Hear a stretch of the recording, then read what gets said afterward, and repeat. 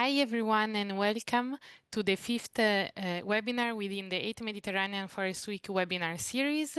I'm Carola Chiusi from the European Forest Institute and I will briefly introduce you to this event.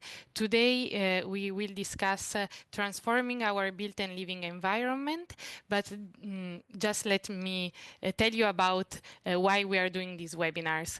These webinars are in preparation of the 8 Mediterranean Forest Week that will happen in a few weeks in Barcelona, where we will discuss a variety of topics that are relevant for Mediterranean forests, including green cities for adaptation and resilience. That is indeed the topic that we will discuss today. And all the discussion in today's webinar and also the other webinars in this series will feed into the discussion during the event, and together with the keynote presentation, the panel discussion and the poster session, they will feed to the roadmap that will come out of this event. Let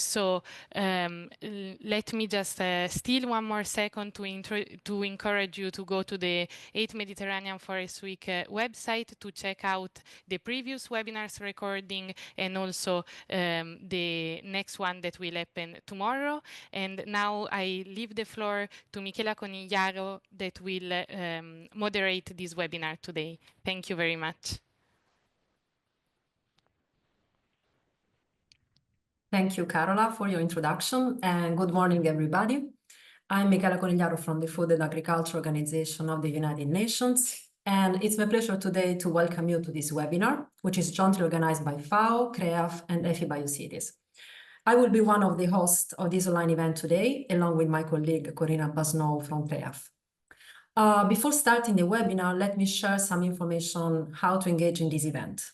If you have any questions for our speakers, please use the YouTube chat. We will collect all the questions for the Q&A session, which will be held at the end of the webinar after the presentations. We also remind you that the event will be recorded and made available on the Mediterranean Forest Week webpage under the newsroom section, so we invite you to share the information within your network.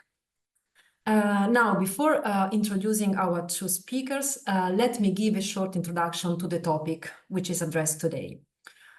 This online event, as already explained by Carola, is organized in preparation to the plenary session 5, Green Cities for Adaptation and Resilience, co-benefits for human health, environment, and society. And this event aims at motivating new ways of thinking about urban green spaces to support innovative policies and boost urban transformation within the region. As many of you know, in fact, Mediterranean cities are facing a lot of complex and interconnected challenges. The impacts of climate change, biodiversity loss, the degradation of natural resources are becoming more and more severe every day. In response to these pressing issues, there is a growing recognition that cities need to rethink their relationship with nature, which means embracing transformational change to create greener, more livable, and resilient urban environments. This starts from reimagining how we plan, design, manage, and interact with urban forests and green spaces within our cities.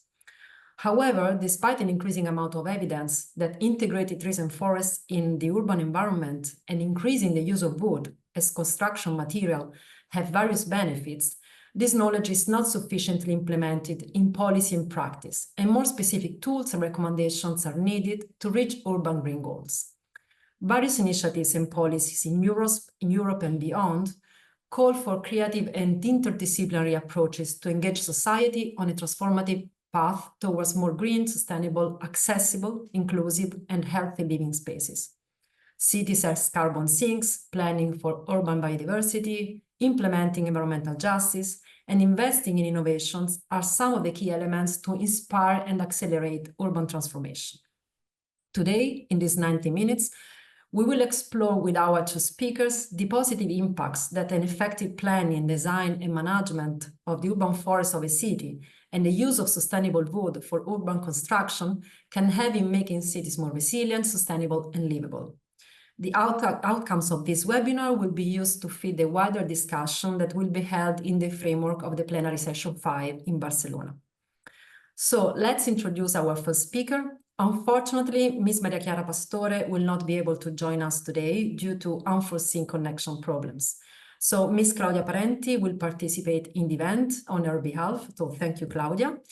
And Claudia is an architect with a PhD in urban, territorial, and environmental planning at the Politecnico di Milano. She's an adjunct professor in urban design. The research topics she addressed are mainly concerned with environmental sustainability issues in urban and urban landscapes, particularly enhancing natural capital and biodiversity, exploring ecosystem services, people's well-being, and soil health through urban forestry projects. Since 2022, she has been part of the research group for the Forestami project. And today she will give a presentation exactly on this project, Forestami, which is a strategic project implemented by a wide group of partners and aimed at enhancing the green infrastructure of the metropolitan city of Milan to improve the quality of life in the city. The title of her presentation is Forestami, reflecting on the ongoing urban forest activities in the metropolitan area of Milan, a review after 4 years. Claudia, the floor is yours. Thank you, Michela. I share the screen. So, Michela, thank you for inviting me here today. As you said, I'm Claudia Parenti. I work at Politecnico of Milano for Forestami project together with Maria Chiara Pastore, that she's the scientific manager project. Forestami is a project that aims to plant 3 million trees by 2030 in the metropolitan area of Milano. It started in 2018, thanks to research by Politecnico of Milano, and the project objective were shared by a memorandum of understanding between the public institution of our territory, such as the metropolitan city of Milan, the Milan municipality, 2 regional parks, and Lombardy region. The main goal of Forestami are to involve everybody, citizens, but also private companies, to contribute to raising awareness of the value of tree in urban forestry in terms of environmental justice too, economic and social benefit for our life. To do this, Forestami pursues 4 main activities. The starting point, the point that it's still going on, is the research framework. By 2020, we started with some planting activities that I will show you later. In this period, we are focusing very deeply on monitoring planting activities and, of course, cultural dissemination. As I said, the research framework is the first activity that was carried out since 2018 with the analysis of the Milan metropolitan area and the critical issue of this territory. In fact, the Milan metropolitan area is one of the most urbanized areas in Europe. Here they live more than 3.5 million people. And it causes significant critical matters in terms of heat island. On the right side of the screen, you can see the map that was developed about heat islands. Runoff, that is the blue maps down to the heat islands. And we estimated the tree canopy cover to understand which was the starting point. And that map showed that only the 60.5% of the territory has a tree canopy cover. The next step was starting from the FAO urban forestry typology to decline in our context, and we developed some Forestami focus to identify some area where it was possible to increase the natural capital, and we developed this map that showed the potential of tree canopy cover in the metropolitan area, because Forestami project aims to increase 5% point the tree canopy cover of our territory. Going on with the research, it's really important to underline that Forestami is a project that evolved and changed during the years. Now, the last 2 years, we focus a lot to understand and to analyze the distribution of open space and the accessibility to the open space in the metropolitan area. And what we have done is to develop this map, that is the map that showed the urban green space of our territory. but because we know how they are important for our life and for our health, because they have some direct and other indirect effect on people well-being. Direct effect can be to reduce the sedentary lifestyle levels and so promote physical activities, decrease mental health problems, and mitigate stress levels. So they to live close to a green space can contribute in this direction. But also there are a lot of indirect effects, like green space can reduce air pollution level and as consequence reduce problem like cardiovascular illness, or decrease the temperature in summertime, especially in this territory where heat islands are really relevant. So to understand the distribution and in terms also of environmental justice, what we have done is to define the typology of green spaces, because they are really well known, the formal green spaces, like as parks or garden that we are used to frequent, to go there, to have a period of relax. But in our territory, that is particularly where it's particularly relevant the presence of agricultural system, there are other informal space that can contribute to the well-being. So the identification of these informal spaces was really relevant for the research. And here in this slide, for example, you can see other typology of green spaces, like complex linear wooden system or accessible isolate wooden area that are mapped on the maps that you saw before. Of course, all these space, they have some characteristic, because not all of them that can contribute. So they have a minimum dimension, the presence of tree canopy, and also have furniture and facilities can be used by people.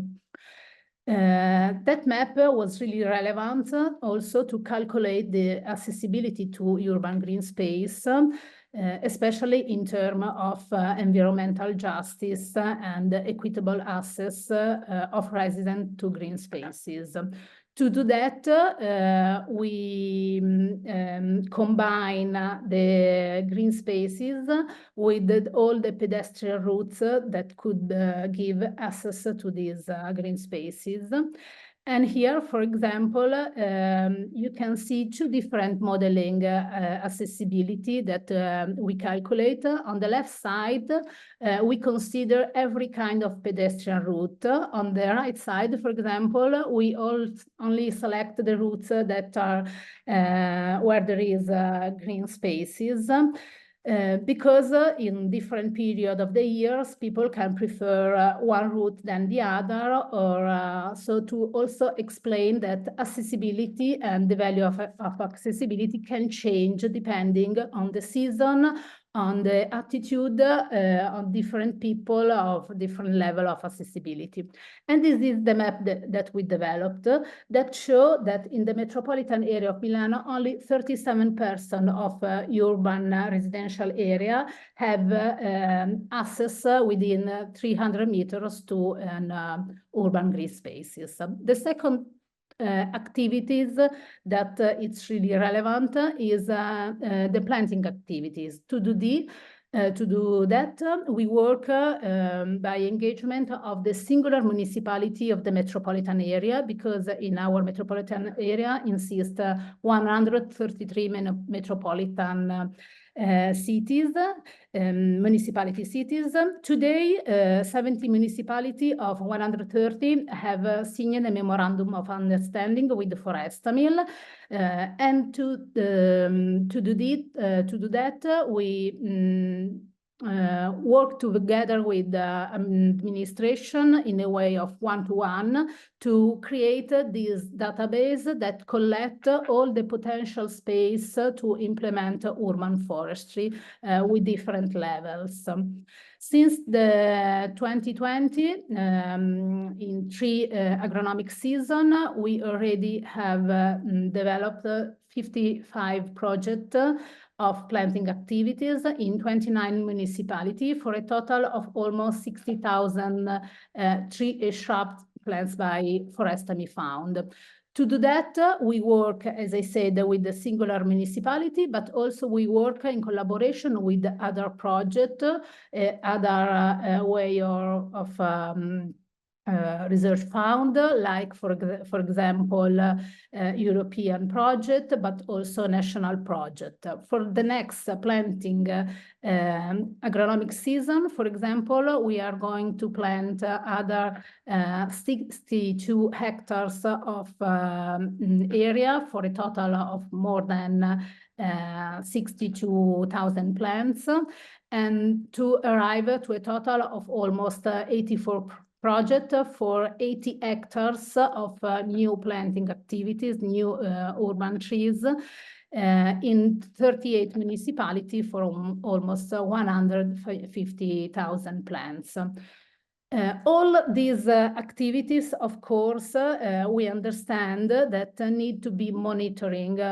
So what we are working now on is a growing process that is under development and that want to monitoring the plantain. So these activities born from different conditions. The first of all was for Forestami project, the necessity to know the state of plantations. But also we need to have data to share with the other scientific group that work on biodiversity, to estimate the human health, and also the ecological connectivity and biodiversity. So this and the third level, of course, come from citizens that they need to have information on the status of the project that they live, for example, close to them. So this working is both a scientific work, but it's based on the listening of people. It's a request that come from the bottom. So we are working to develop a platform and a database to collect all this kind of information. The last point is the cultural dissemination. Cultural dissemination is one of the main core of our activity, because, as I say at the beginning, we need to share information to increase awareness about the role of trees in our urban area. And to do that, we have different activities. We have education with a wide program of training and the education of different targets.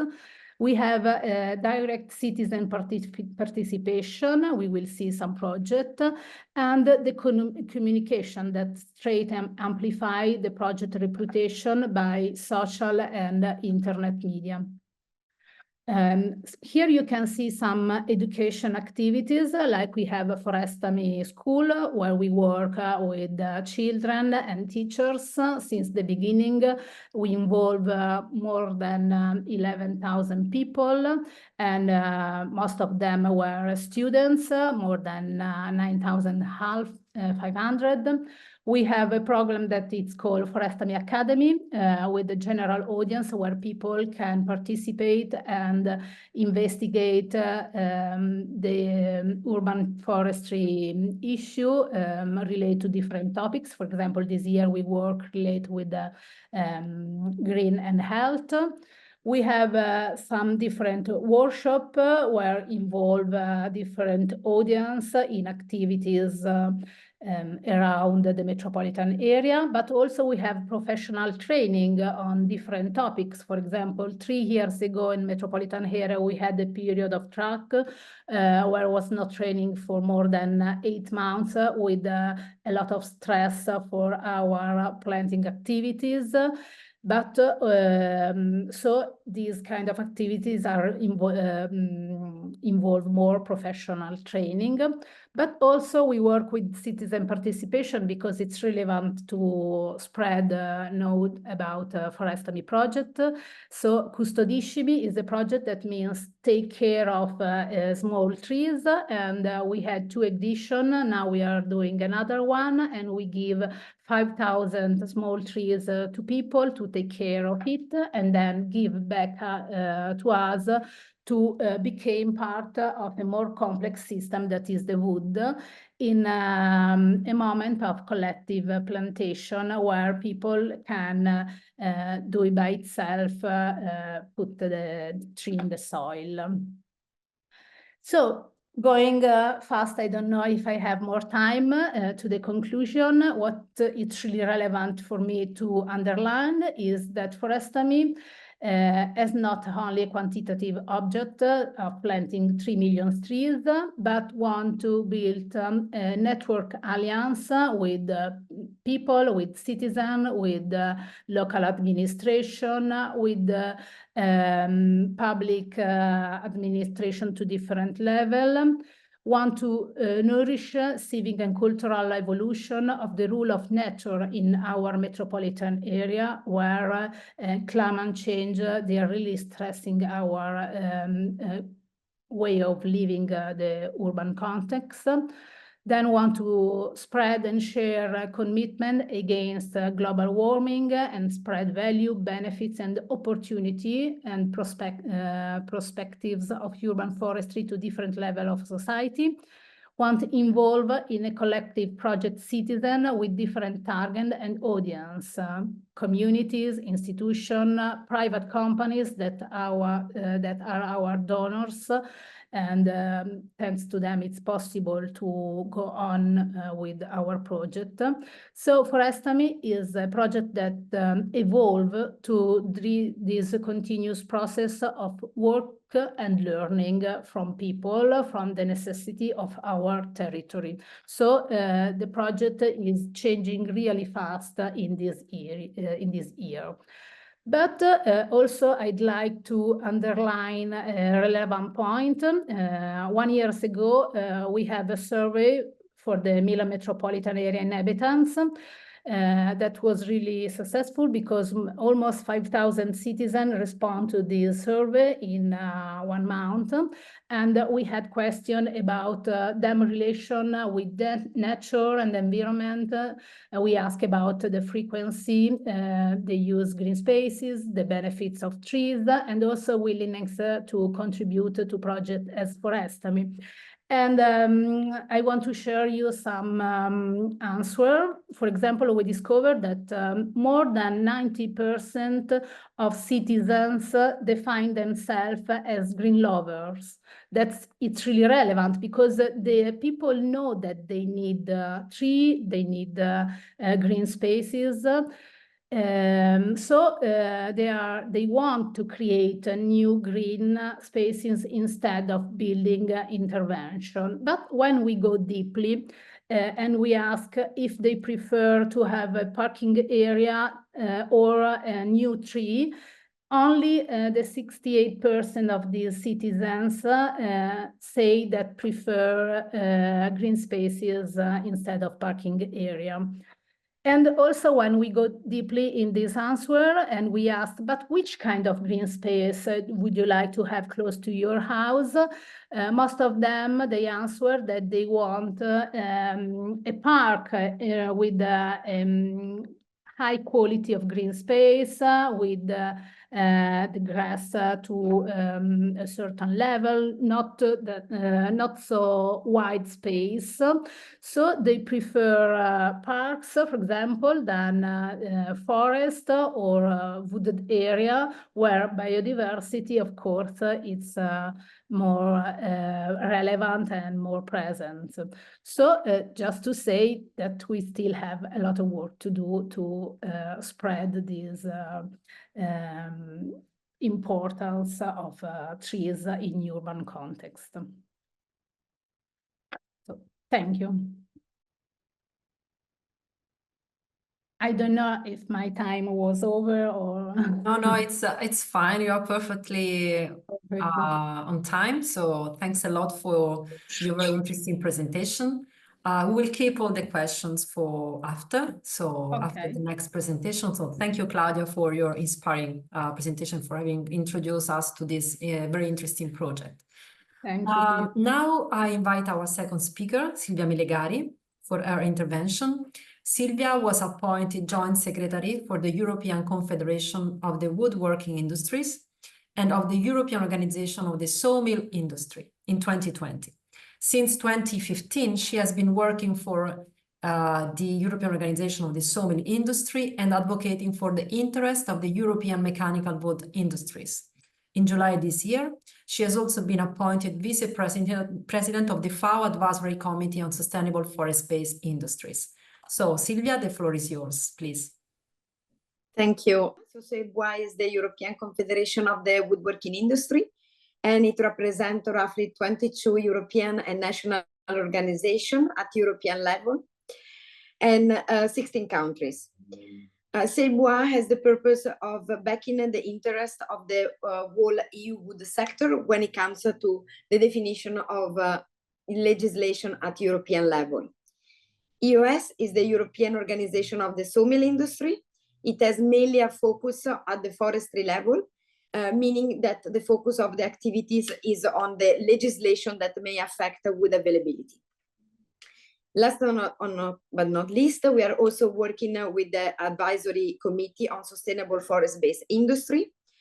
And this committee is composed of senior executives from the private industry worldwide, and it aims at providing guidance at the FAO Forestry Department, having a focus on sustainability. Next slide, please. So we know that the buildings in the EU are responsible for roughly 40% of the energy and consumption and 36% of the greenhouse gas emission. Today, the European Commission has estimated that roughly 75% of the EU building stock is energy inefficient. Action are therefore needed in order to bring a change.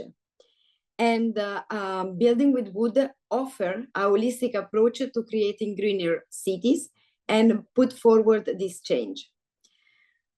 Wood environmental benefits help to combat climate change, while it also has natural aesthetic and properties that promote human health and well-being.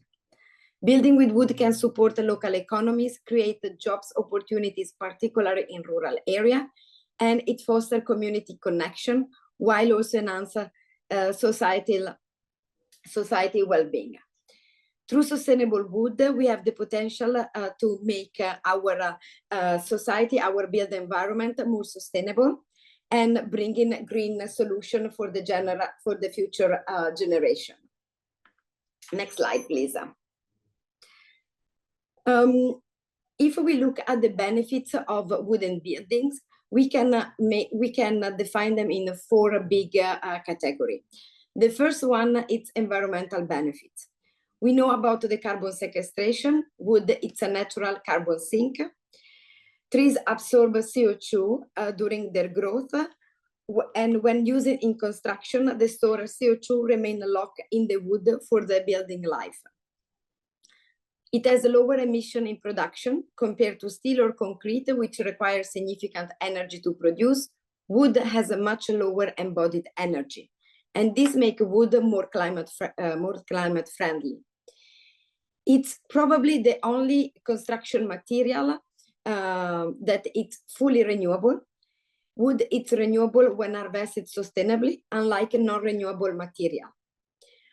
It produces less waste. Because wood construction produces less weight during the building process, and it's also energy efficient. Wood has excellent insulation properties, reducing energy needs for heating and cooling buildings.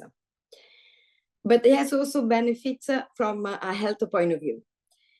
Scientific studies have proved that wood supports biophilic design, which emphasizes a connection to nature, meaning it can help also to reduce stress.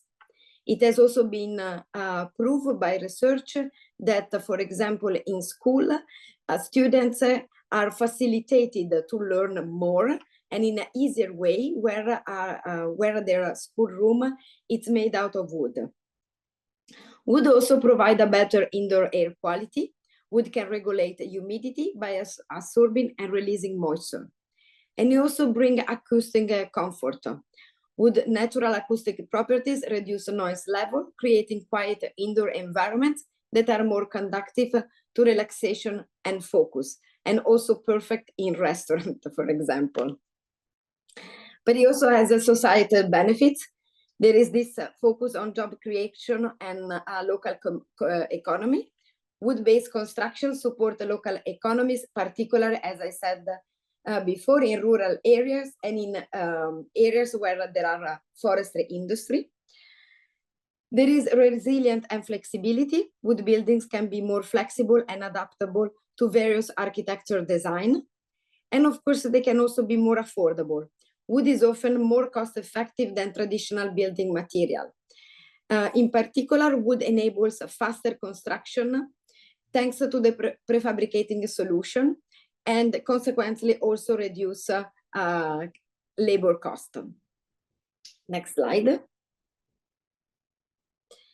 And the fourth benefit of building with wood, it's the greener urban development. So wood-based building and urban greenery contribute to cooler urban environmental. In contrast to concrete and asphalt, which absorb and retain heat, wood can help reduce the urban heat island effect, making cities more livable and reducing the need for energy-intensive air conditioning. Wood also complements the inclusion of greener space and trees in urban areas, which are essential for cleaner air, biodiversity, and psychological well-being, as it was shown one moment ago by the previous speaker. Wooden structure can be designed to integrate seamlessly with park, green roof, and urban forest. And last but not least, waste reduction and circular economy. Building with wood support the principle of a circular economy. With building art deconstruction, wood can be reused or repurposed, reducing waste and minimizing the need for a new raw material. Next slide. But we need to look also what is happening on the construction market. As you probably know, the main wood species used in construction is a softwood. And the softwood production has significantly fallen over the last few years. In 2024, the softwood production is expecting to be 12% lower than in 2021. And this is mainly due to the construction sector. If we look at the data from 2023, the building permits have fallen remarkably, minus 15% in 2023 in terms of floor area, and minus 20% in terms of number of dwellings.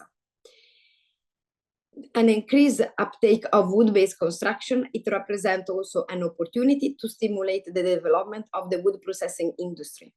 But without a restart of the construction sector, our industry, the wood industry, cannot continue to grow. Next slide. We have just ended our International Softwood Conference, where EUS, together with the ATTF, the European Timber Trade Federation, have analyzed the market for the softwood timber product. And according to the data that has been collecting, housing starts will have declined across Europe by around 10%.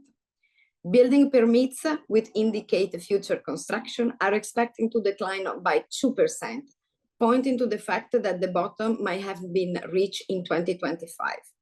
So we absolutely need a policy that boosts construction for the benefit of our industry, and also for having more sustainable buildings. If we look overall at the percentage of wood used in construction, despite there are differences amongst the member states, we can estimate that only 3% of our building is made out of wood. Nevertheless, on a positive side, wood as building materials continues to gain market share with consumers, developers and decision makers, acknowledging its property. So it is sure that we need to continue to work at national and international level to secure market share and to promote knowledge about the benefits of building with wood. Next slide, please. So I mentioned before the opportunities that also comes from policymaker. In November 2022, the European Commission has presented the so-called EU carbon removal certification framework. And this proposal is considered by the European Commission and by the institution as essential for the EU goal of becoming the first climate neutral continent by 2050. What this new proposal aims to do? It's a voluntary carbon removal certification that works on a mechanism and criteria called EU quality criteria. This quality criteria means quantification, additionality, long-term storage, and sustainability. From a wood point of view, it means that our material has to be placed in the built environment for a minimum of 35 years. It has to go beyond the existing practice and don't just reward the status quo, and broader contributing sustainability goals. The carbon certification framework will be complemented by sector-specific methodology for forest-based removal, carbon storage in long-lasting timber building, and other form of storage. Moreover, a certification process would lead to the creation of a voluntary EU carbon removal certificate, stating that carbon is accounted and monitored according to an approved methodology. We believe that thanks to this carbon removal certification, we can significantly increase the use of building with wood by fully recognizing wood potential as a sustainable, low-carbon construction material. Carbon certification involves assessing the environmental impact of materials over their entire life cycle, from extraction to disposal. And wood often perform better in this assessment due to its renewability and lower energy consumption in production. If I may add another important element of this carbon removal certification, and the importance that this recognition of carbon storage in a long-lasting product, is the fact that the proposal does not only look at the CO2 stock in the wooden board, but it also creates a new system for rewarding forest owner to new use of the forest, meaning, in simple words, offsetting emission by not of other energy incentive sector by not using the forest for economic purposes. So what we fear also for the future is that the prices of wood will drastically increase. Forest owner will be discouraged to harvesting for material purposes, like using wood for building application. And the EU wood industry will be confronted with a shortage of raw materials. What I didn't say at the very beginning, and it's important to know, the European woodworking industry only use wood coming from the European forest. The import of wood for our sawmill from the European sawmill and for the European woodworking industry, it's marginal. We are talking about less than 5%. Next slide. Can we do something for housing? Yes, the European Commission has announced during the presentation of the next program few months ago by Ursula von der Leyen that the new plans are ongoing. In particular, she would like to propose a new commissioner for European affordable housing plan. This is quite interesting because it can really lead to more construction in Europe, and particular for more sustainable and affordable housing. It has to be noticed that the commissioner appointed for this task, it comes from Denmark. Denmark is one of the 3 countries having a program on sustainable and affordable housing, together with Austria and Netherlands. This European Affordable Housing Plan will be defined by the European Commission, together also with the European Investment Bank, in order really to attract more private and public investment. Housing, it's also in the heart of the European Commission when it comes to the new European Bauhaus. This has been in the past 4 years a movement that it was more philosophical rather than bringing legislation in Europe. Nevertheless, the focus of the new European Bauhaus, it was to bring sustainability together with inclusion, affordability, creativity, and innovation in our built environment. The woodworking industry, so Bois, together with the EOS and other organizations like EPF, for example, that is the European Wood-Based Panel Federation, but also with some research center like InnoRenew and InnovaWood, they have launched also the Wood for Bauhaus, meaning how wood really can embrace the sustainability and the objective of the new European Bauhaus. To be noticed that for the next period, 2025-2027, the Horizon Europe budget has been increased, has been double for projects that are related to the new European Bauhaus. So this is quite significant about the commitment of the European Commission for building more sustainable. Next slide. And last but not least, also member states are very active in recognizing the role of building with wood. It's already almost 2 years, 2 years and a half, that Austria, together with Finland, have launched a new initiative. It's called Wood Pop. The Wood Pop is a platform that put together the Department of member states responsible for wood and forestry and stakeholders in order to analyze what is needed at the national or on a European scene in order to promote more building with wood, but also to eliminate the barriers that still exist in building with wood. Barriers that can be from a concept point of view or really from a technical point of view, meaning legislation that will actually impede building with wood. In the past years, there's been several consultation, working group meetings in order to create a kind of first policy paper in order to analyze what policymaker can actually do. And on the 6th and 7th November in Brussels, it will be launched this policy document called A Wood-Based Circular Bioeconomy for Sustainable Europe, Greener Construction and Innovative Wood Solution.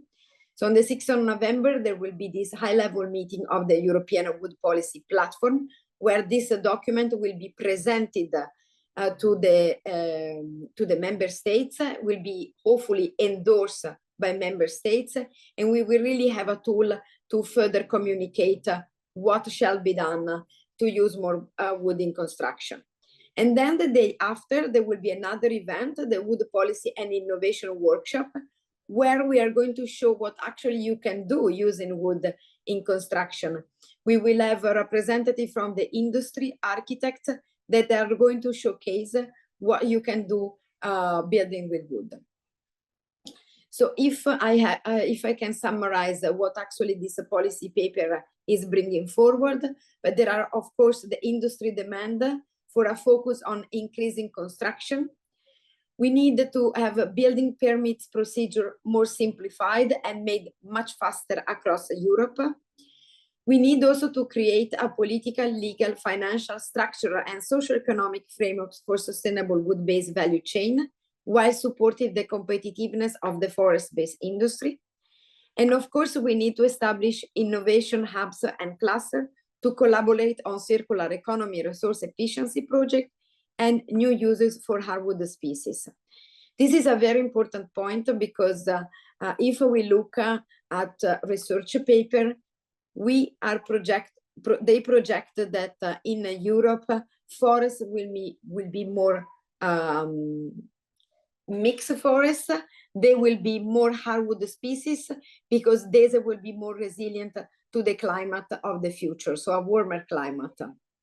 But at the moment, hardwood species are mainly used for furniture and for parquet, so not for structural wood utilization, but more for decorative purposes. Now, if we look at a forest that is going more in the direction of being more hardwood oriented, then we need to develop a new standard for having hardwood material used in construction.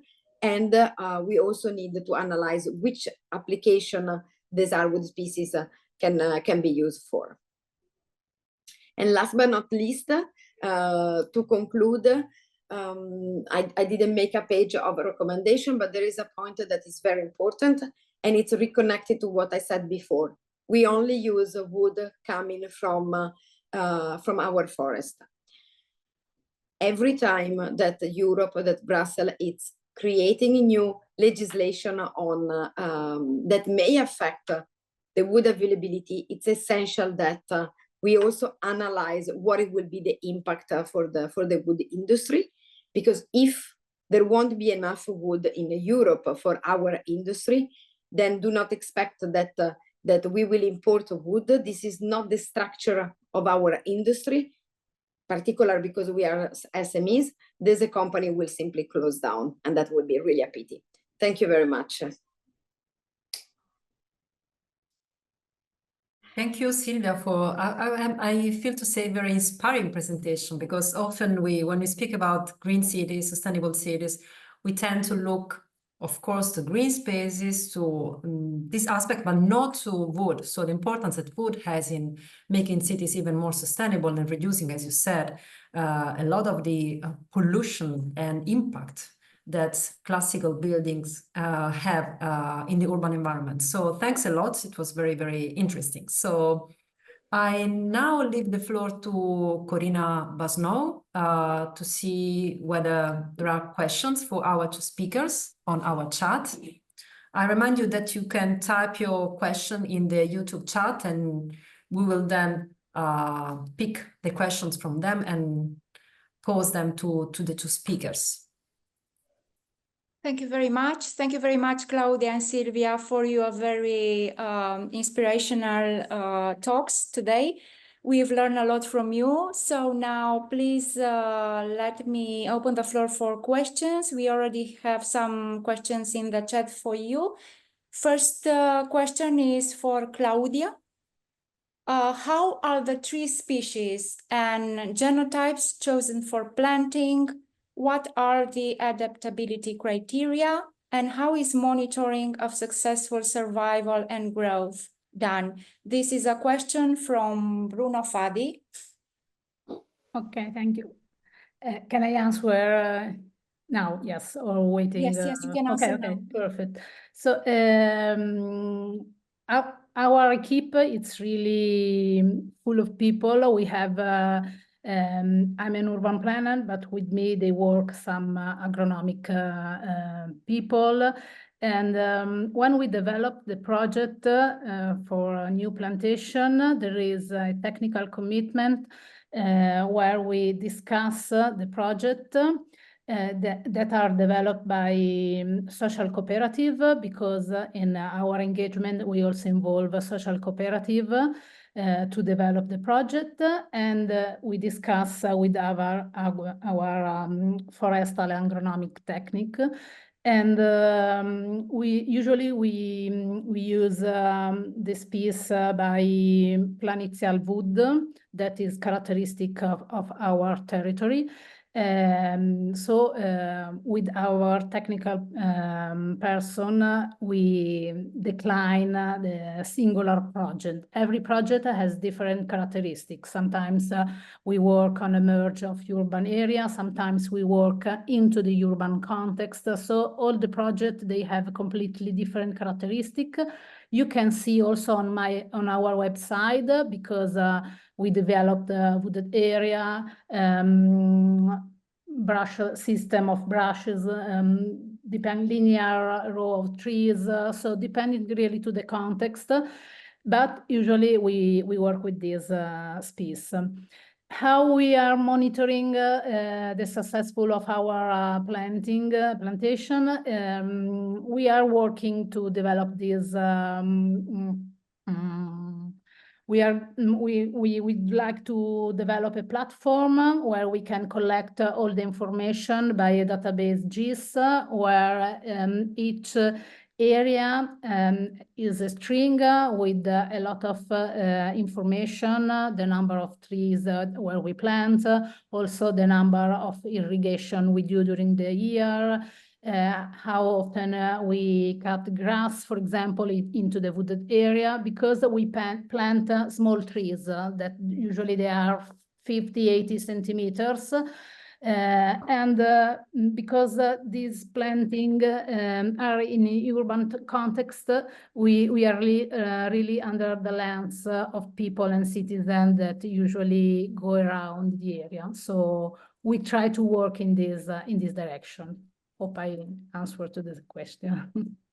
Thank you very much. Claudia, I also have a question for you.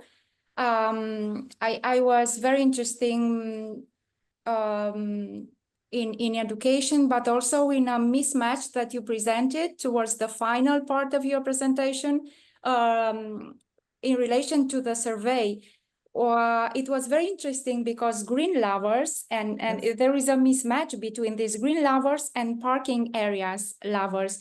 How do you deal with this mismatch, and are they the same or are they different persons? How do you deal with this challenge? They are the green lovers. Green lovers, we will publish results in a few months about the survey. So, but what is emerging is that who say that is a green lover. So usually they live in a green way. So they don't use a lot of the car. They reduce the use of water. So they do a lot of activities that they feel the necessity of green. But to the other side, to the question, okay, but which is your priority in the urban context?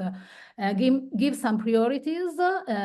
It's more relevant to have the parking area than the tree under house. So they are the same person. Interesting. Thank you very much. We also have a question for Silvia in the chat.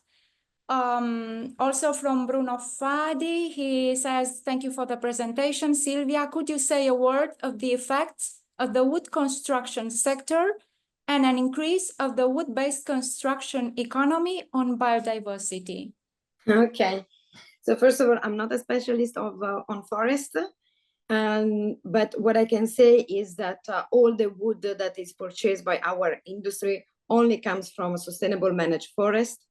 Most of the wood that is also purchased as double certification, PFC and FSC, and both certification are tool to guarantee that our forests are not just sustainable managed, but really one step ahead, and they also preserve biodiversity. Both certification have this parameter in their criteria. Europe has just discussed about biodiversity, how to stop climate change. It's a recurrent topic. But if we look also at the data that are provided by WWF, we cannot deny that actually Europe is the country who is doing the best.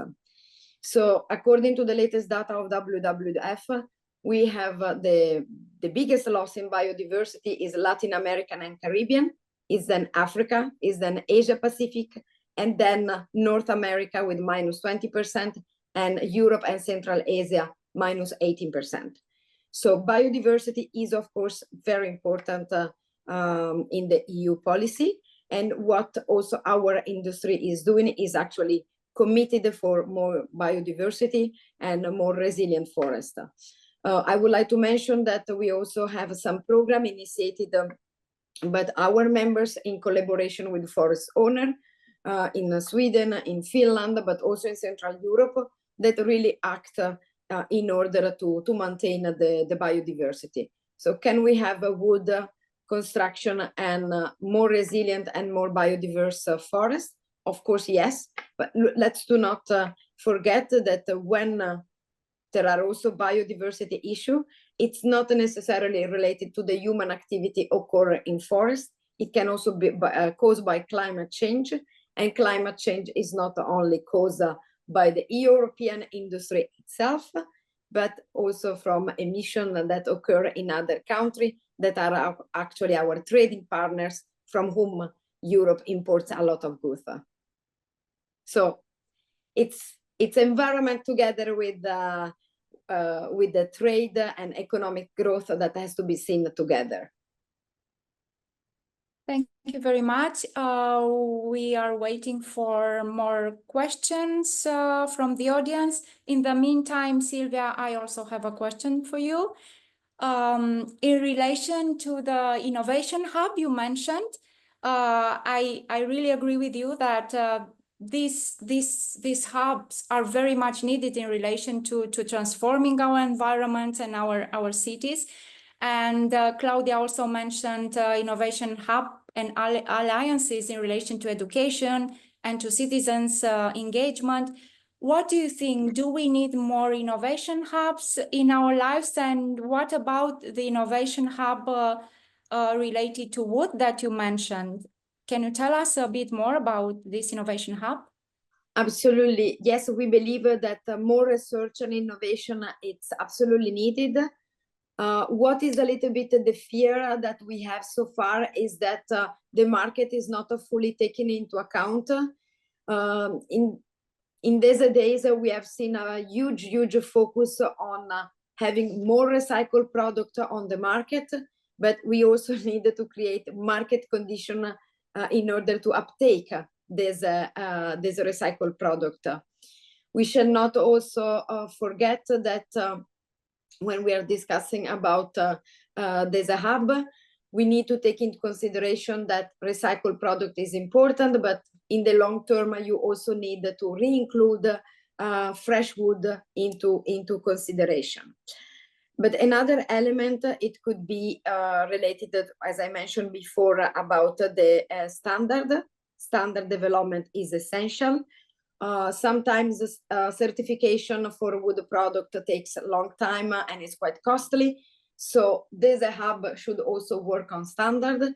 But overall, what I can say is we absolutely, as industry, we believe on the importance of this, and also on the importance of involving more the university. The university are the voice of the young generation. As industry, we lack in communicating with the youth. We are a little bit not known by them, but as a sector, we can offer nowadays important also jobs opportunity. So, as I said, we also put it in our wood pop paper. We believe in the creation of these hubs to communicate more about the benefits of building with wood and to create more knowledge about our industry. Thank you very much. I don't know if Claudia or Michela, do you have I have a question for both. So maybe I might start with Claudia. So we change a bit and leave Silvia rest a bit. The Forestami project is involving several municipalities because it's involving the Milan metropolitan area. So what was, let's say, why municipalities decided to be involved? What benefits, what return did they have? Why? How did you convince or somehow involve them in this project that is like more than a project, is really a process, no, of involvement and growth together? Yes. Thank you, Michela. As I said before, we work one-to-one with the different municipalities in the metropolitan area. And till this moment, usually our municipality, they are calling Forestami because they already have sensibility about the importance of green in urban system. When we start working with them, we work both with political and administrative people who work in the municipality, because we think that it's important to have both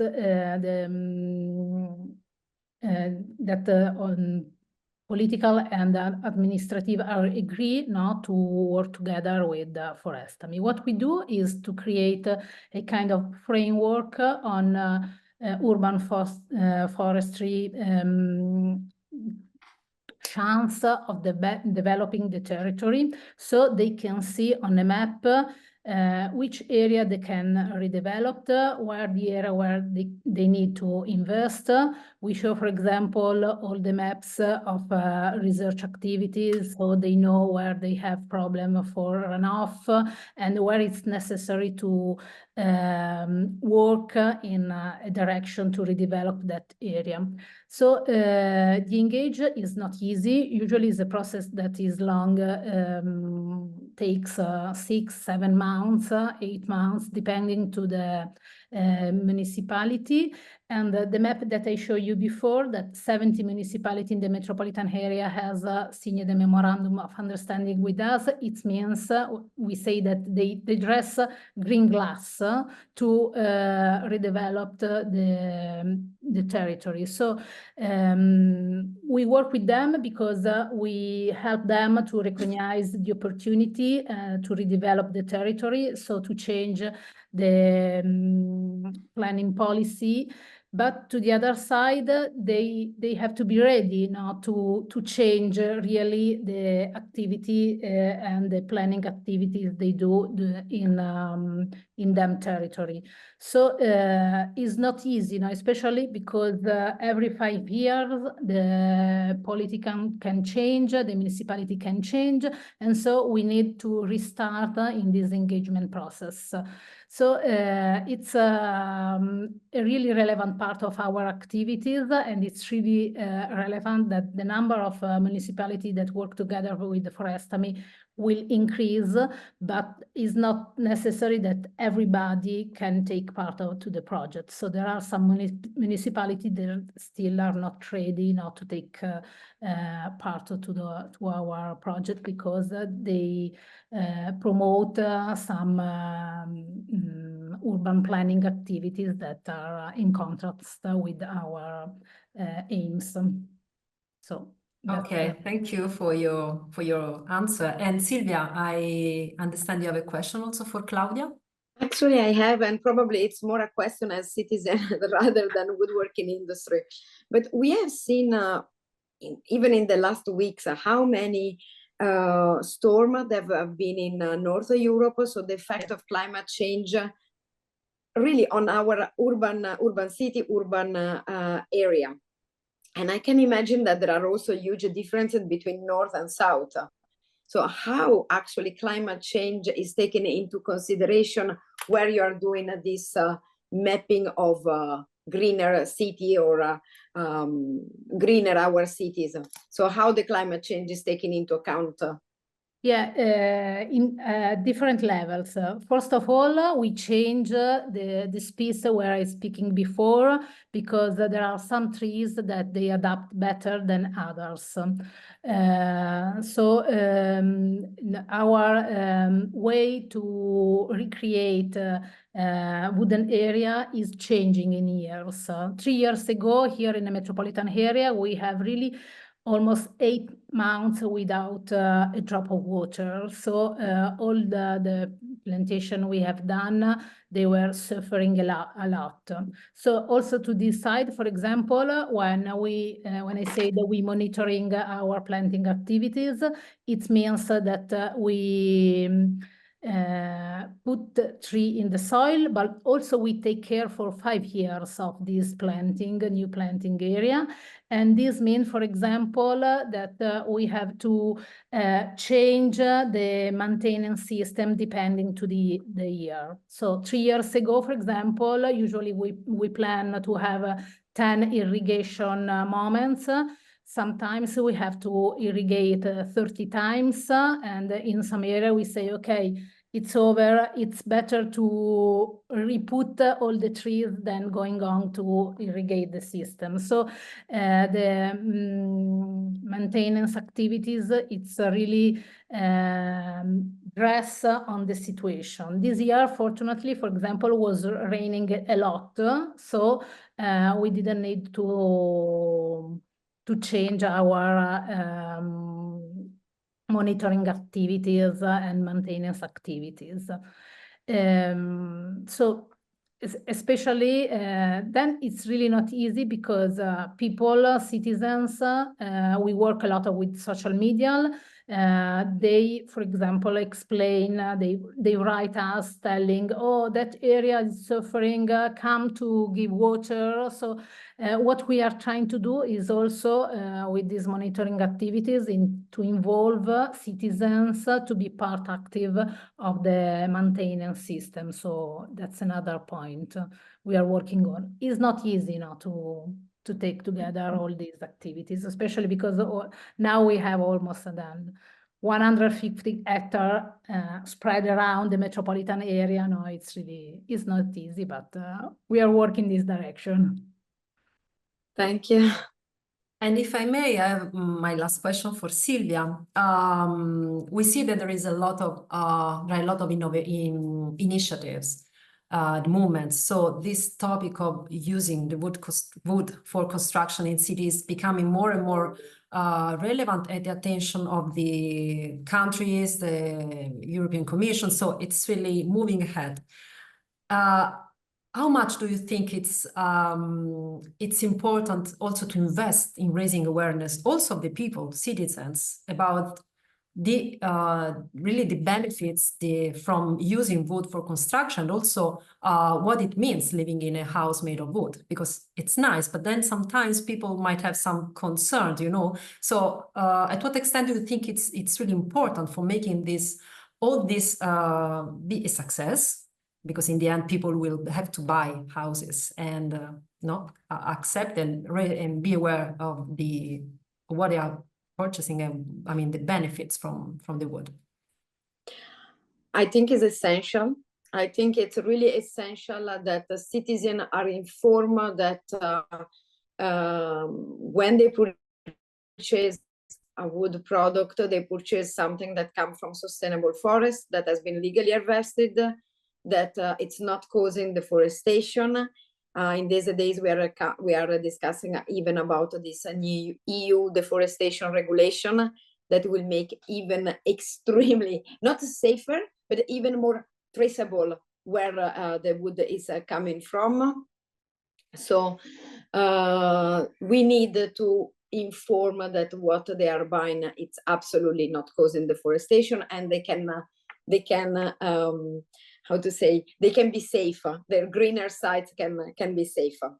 So this is essential. But I think it's also essential to work all together. And it may sound a little bit strange from what I'm saying, but let's not forget that also other construction materials are making effort to decarbonize themselves. So I think it's possible to have really greener buildings, more efficient buildings, with wood and also with other material for the benefits of the population. So everything is absolutely possible. And reconnected also with what Claudia said, it's not just about us, it's not just about the material, but it's also about this expert planner for a green and landscape that we have to work together in order to have greener cities. But the knowledge has to be there, absolutely. Thank you, Silvia. So if there are no other questions, Corina, if you don't have additional questions. No other questions for. Okay, so I think that we can thank our speaker and close this event. So we have listened to very interesting and I would say inspiring presentation, which I've really highlighted the potential role of trees and wood as drivers for transformational changes in cities. So I would like to thank the speakers, Silvia Melegari and Claudia Parenti, for having intervened today and for having shared their insights. That was really, really appreciated. Thank you a lot. And I would also like to thank the attendees for having participated in this webinar, as well as the organizer, so EFI colleagues, for having supported the organization of this event. So thank you, Carola. And we remind you that the plenary session 5 of Green Cities for Adaptation and Resilience, Co-Benefits for Human Health, Environment, Society will be held on Tuesday, the 5th of November from 2:30 to 4:30. So who is participating and coming to Barcelona for this important conference is invited to attend this session. We look forward to meeting many of you in Barcelona and to continue this discussion around the pivotal role that forests and trees can really play in turning Mediterranean cities into greener, healthier, and more livable cities for all. So I wish you all a nice day. Thanks a lot to everybody again. Bye. Goodbye. Bye, thank you. Goodbye.